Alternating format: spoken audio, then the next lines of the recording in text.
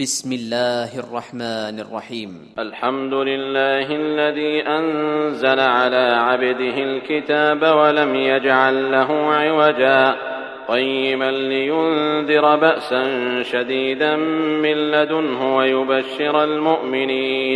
ويبشر المؤمنين الذين يعملون الصالحات أن لهم أجرا حسنا ماكثين فيه أبدا وينذر الذين قالوا اتخذ الله ولدا ما لهم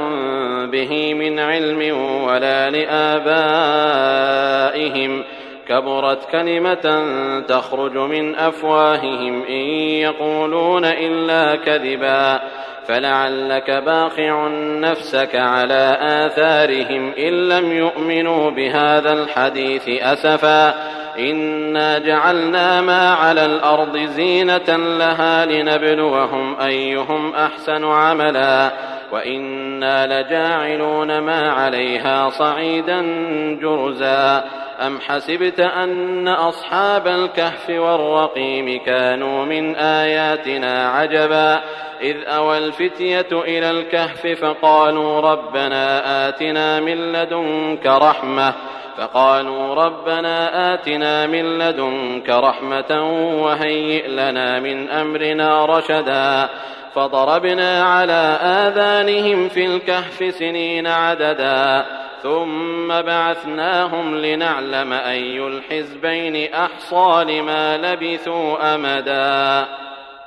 نحن نقص عليك نبأهم بالحق إنهم فتية آمنوا بربهم وزدناهم هدى وربطنا على قلوبهم إذ قاموا فقالوا ربنا رب السماوات والأرض لن ندعو من دونه إلها لقد قلنا إذا شططا هؤلاء قومنا اتخذوا من دونه آلهة لولا يأتون عليهم بسلطان بين فمن أظلم ممن افترى على الله كذبا وإذ اعتزلتموهم وما يعبدون إلا الله فأووا إلى الكهف ينشر لكم ربكم من رحمته ويهيئ لكم من أمركم مرفقا وترى الشمس إذا طلعت تزاور عن كهفهم ذات اليمين وإذا غربت تقرضهم ذات الشمال وهم في فجوة منه ذلك من آيات الله من يهد الله فهو المهتد ومن يضلل فلن تجد له وليا مرشدا وتحسبهم أيقاظا وهم رقود ونقلبهم ذات اليمين وذات الشمال وكلبهم باسط ذراعيه بالوصيد لو اطلعت عليهم لوليت منهم فرارا ولملئت منهم رعبا وكذلك بعثناهم ليتساءلوا بينهم قال قائل منهم كم لبثتم قالوا لبثنا يوما أو بعض يوم قالوا ربكم أعلم بما لبثتم فابعثوا أحدكم بورقكم هذه إلى المدينة فلينظر أيها أزكى طعاما فليأتكم برزق منه وليتلطف ولا يشعرن بكم أحدا إنهم إن يظهروا عليكم يرجموكم أو يعيدوكم في ملتهم ولن تفلحوا إذن أبدا وكذلك أعثرنا عليهم ليعلموا أن وعد الله حق وأن الساعة لا ريب فيها إذ يتنازعون بينهم أمرهم فقالوا بنوا عليهم بنيانا ربهم أعلم بهم قال الذين غلبوا على أمرهم لنتخذن عليهم مسجدا سيقولون 3 رابعهم كلبهم ويقولون 5 سادسهم كلبهم رجما بالغيب ويقولون 7 وثامنهم كلبهم قل ربي أعلم بعدتهم ما يعلمهم إلا قليل فلا تمار فيهم إلا مراء ظاهرا ولا تستفت فيهم منهم أحدا ولا تقولن لشيء إني فاعل ذلك غدا إلا أن يشاء الله واذكر ربك إذا نسيت وقل عسى أن يهديني ربي لأقرب من هذا رشدا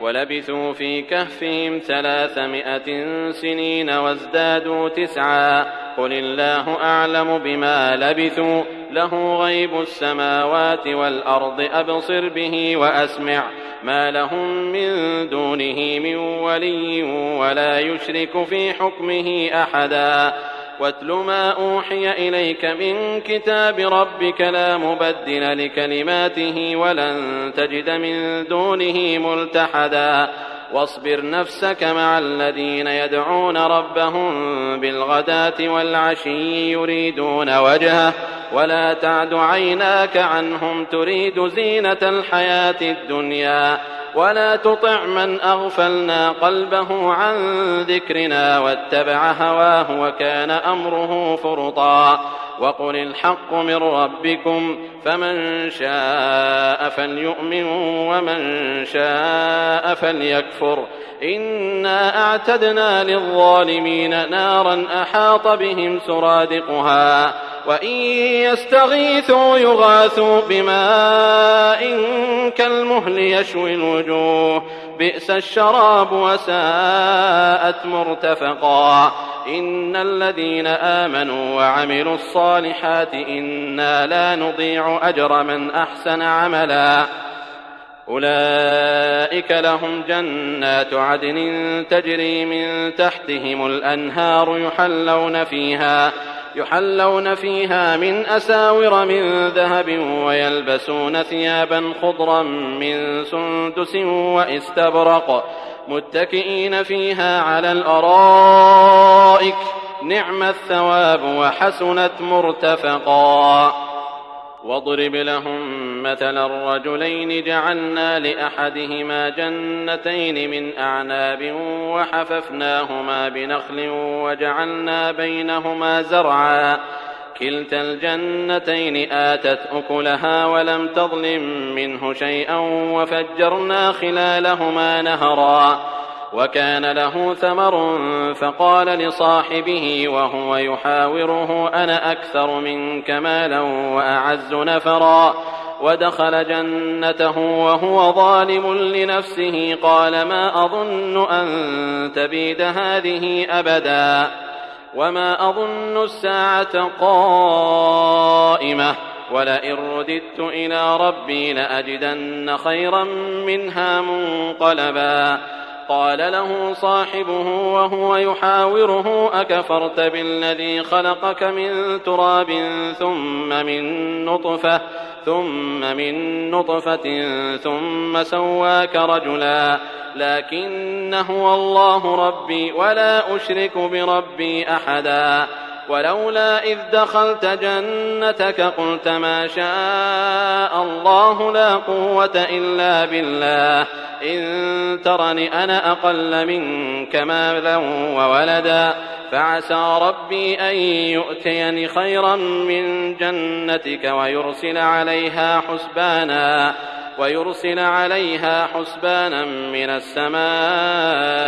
فتصبح صعيدا زلقا أو يصبح ماؤها غورا فلن تستطيع له طلبا وأحيط بثمره فأصبح يقلب كفيه على ما أنفق فيها وهي خاوية على عروشها ويقول يا ليتني لم أشرك بربي أحدا ولم تكن له فئة ينصرونه من دون الله وما كان منتصرا هنالك الولاية لله الحق هو خير ثوابا وخير عقبا واضرب لهم مثل الحياة الدنيا كماء إن أنزلناه من السماء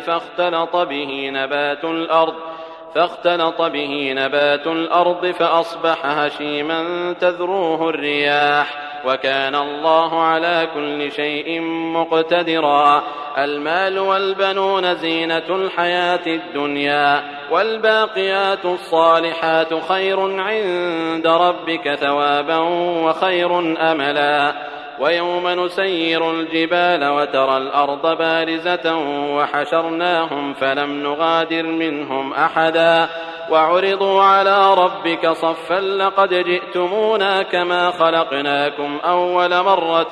بل زعمتم أن لن نجعل لكم موعدا. ووضع الكتاب فترى المجرمين مشفقين مما فيه ويقولون يا ويلتنا ما لهذا الكتاب لا يغادر صغيرة ولا كبيرة إلا أحصاها ووجدوا ما عملوا حاضرا ولا يظلم ربك أحدا. وإذ قلنا للملائكة اسجدوا لآدم فسجدوا إلا إبليس كان من الجن ففسق عن أمر ربه أفتتخذونه وذريته أولياء من دوني وهم لكم عدو بئس للظالمين بدلا. ما أشهدتم خلق السماوات والأرض ولا خلق أنفسهم وما كنت متخذ المضلين عضدا. ويوم يقول نادوا شركائي الذين زعمتم فدعوهم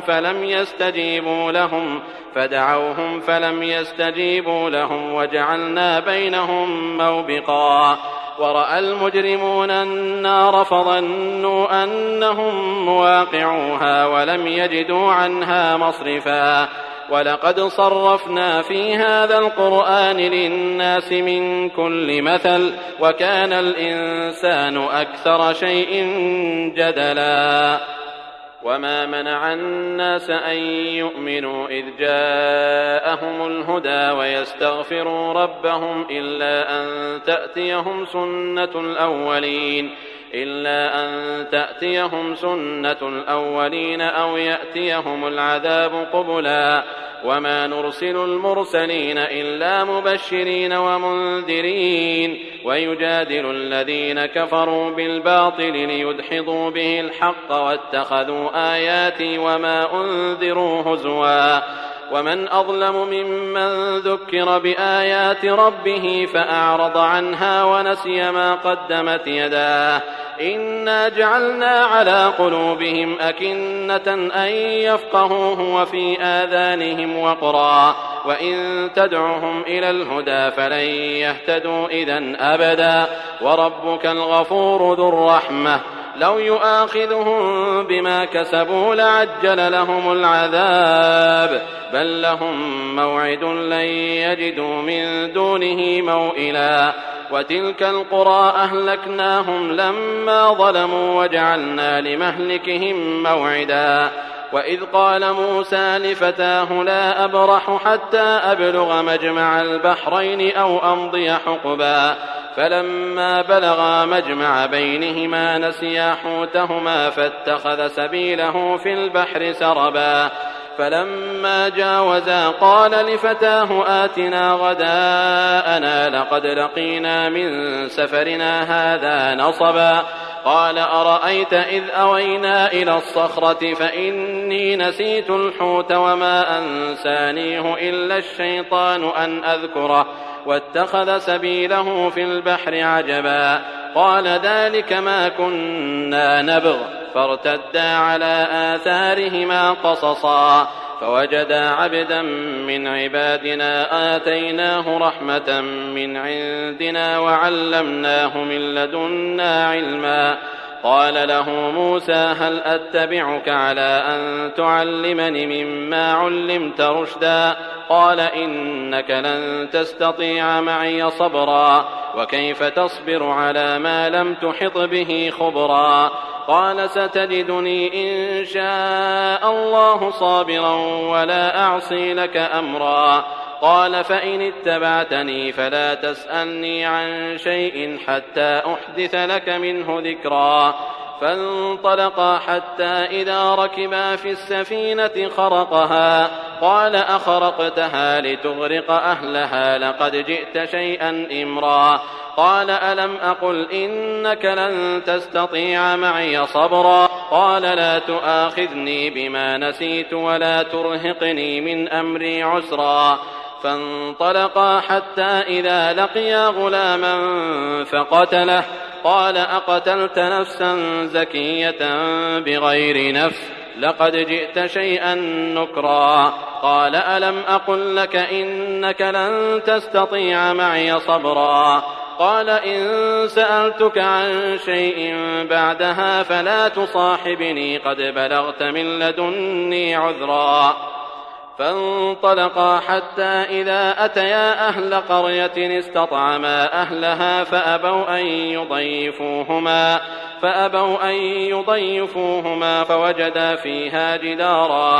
فوجدا فيها جدارا يريد أن ينقض فأقامه قال لو شئت لاتخذت عليه أجرا قال هذا فراق بيني وبينك سأنبئك بتأويل ما لم تستطع عليه صبرا أما السفينة فكانت لمساكين يعملون في البحر فأردت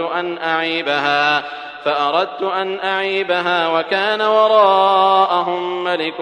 يأخذ كل سفينة غصبا وأما الغلام فكان أبواه مؤمنين فخشينا أن يرهقهما طغيانا وكفرا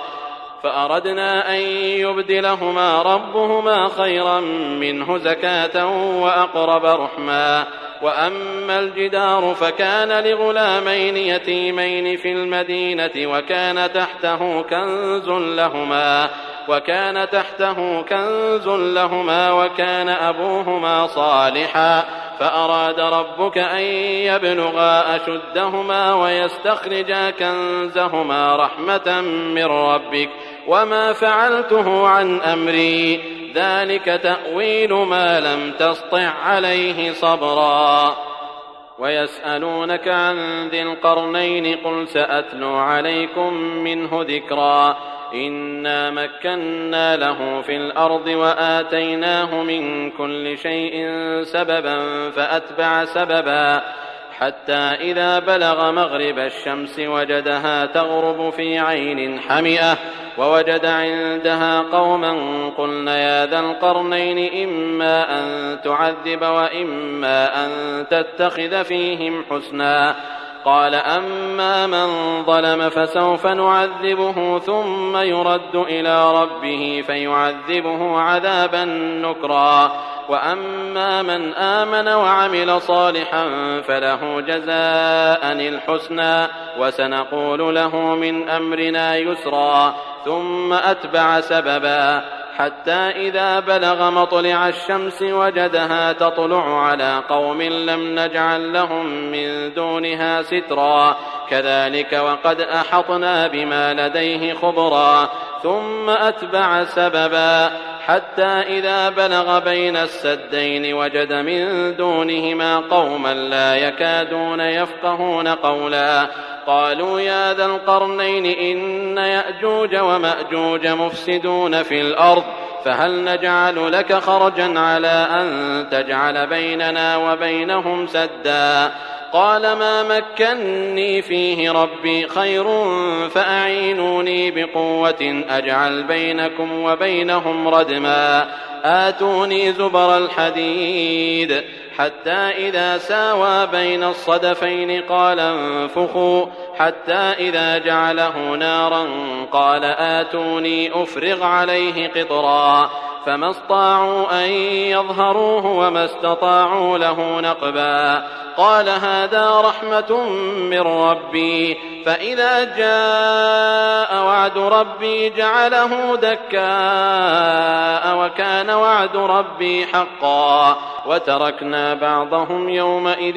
يموج في بعض ونفخ في الصور فجمعناهم جمعا وعرضنا جهنم يومئذ للكافرين عرضا الذين كانت أعينهم في غطاء عن ذكري وكانوا لا يستطيعون سمعا أفحسب الذين كفروا أن يتخذوا عبادي من دوني أولياء إنا أعتدنا جهنم للكافرين نزلا قل هل ننبئكم بالأخسرين أعمالا الذين ضل سعيهم في الحياة الدنيا وهم يحسبون أنهم يحسنون صنعا أولئك الذين كفروا بآيات ربهم ولقائه فحبطت أعمالهم فلا نقيم لهم يوم القيامة وزنا ذلك جزاؤهم جهنم بما كفروا واتخذوا آياتي ورسلي هزوا إن الذين آمنوا وعملوا الصالحات كانت لهم جنات الفردوس نزلا خالدين فيها لا يبغون عنها حولا قل لو كان البحر مدادا لكلمات ربي لنفد البحر قبل أن تنفد كلمات ربي ولو جئنا بمثله مددا قل إنما أنا بشر مثلكم يوحى إلي أنما إلهكم إله واحد فمن كان يرجو لقاء ربه فليعمل عملا صالحا ولا يشرك بعبادة ربه أحدا.